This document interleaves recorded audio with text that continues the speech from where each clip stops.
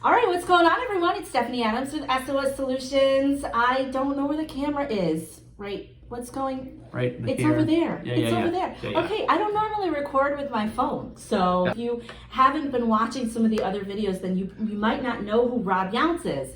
Rob Younce is a local lender here in Hampton Roads. He works with OVM Financial. I thought that I would bring him on because so much of my credit business comes from people wanting to purchase a home. So I want you guys to stay tuned because we're going to talk about what you need to bring to the closing table. Yeah. Because people don't want to bring a whole lot to the closing table. So we're going to talk about, by the loan, what you should probably prepare for if you're going to go to the closing table. All right, stay tuned. We'll be right back.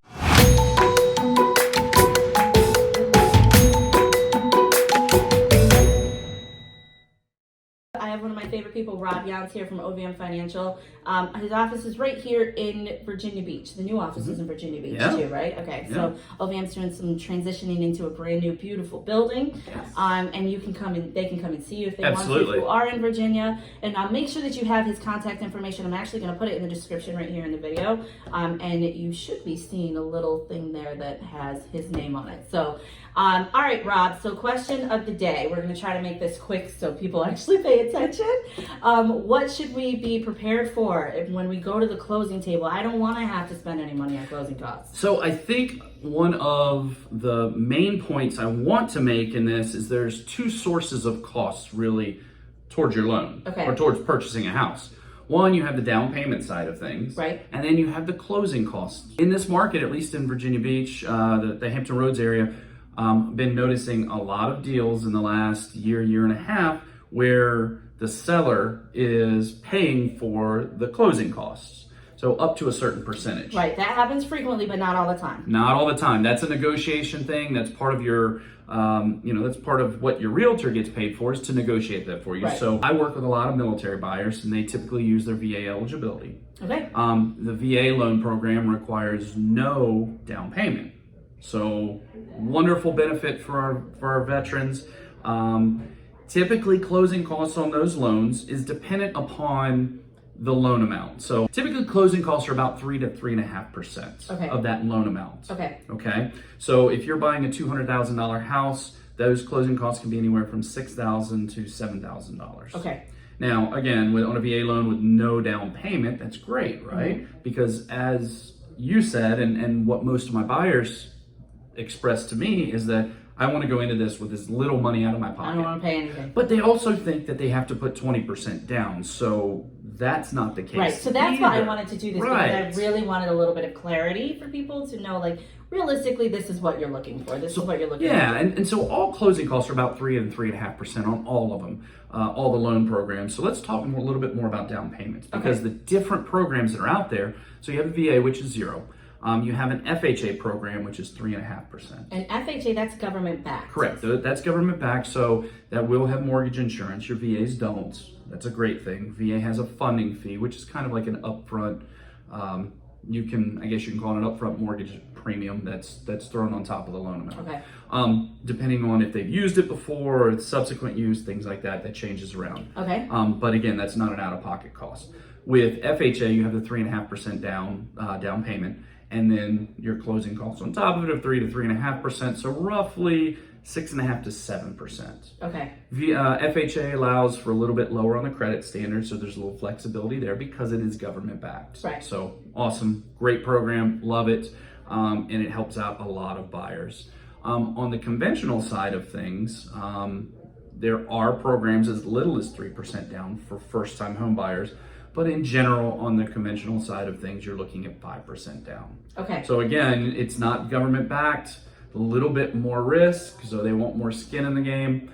But overall, the actual closing costs are the same, 3 to 3.5%. So you're talking anywhere from 8 to 8.5% total out of your pocket. Okay. There are some first-time homebuyer programs that are out there, which are really cool that allow for grants. We love a grant. Yes, right? Yes. So they are. They range from totally forgivable to a percentage forgivable each year up to 5 years. So you have to live in the house. Yeah, for a certain period there's of time. a lot of restrictions around those. Income restrictions, credit restrictions.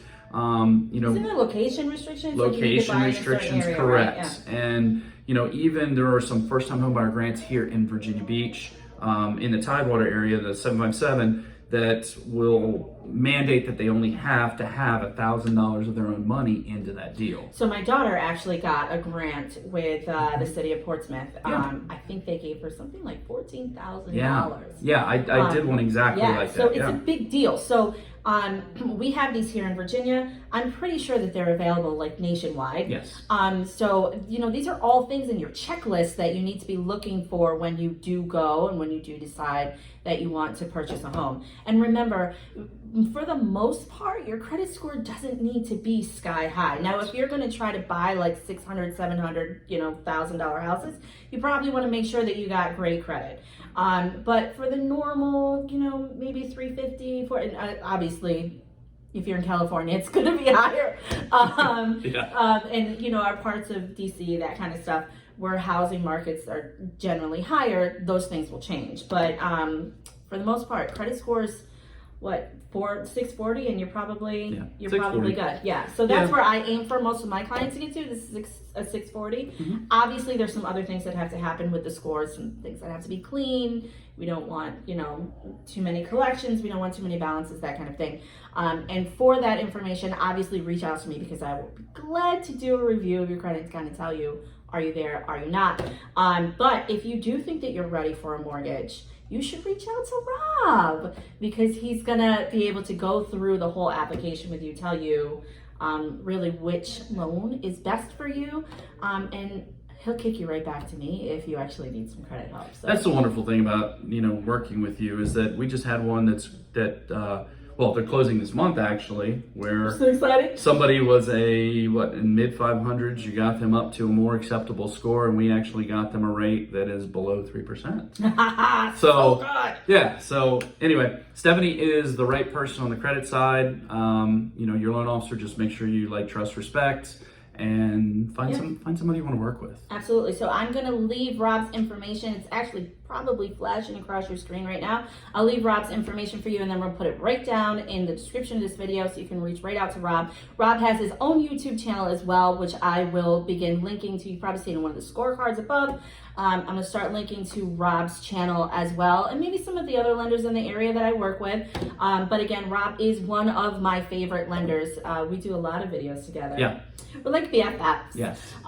So you guys, if you have questions, comments, concerns, really just reach out to me. You guys know how to get me. And leave comments in the video, leave comments in the comment section below, and I will be sure to answer as many as I can, and Rob will be watching as well. So I hope you guys have a great rest of your day, or whenever it is that you're watching this video, and we will be back soon. Thank you. Take care. Bye. Bye.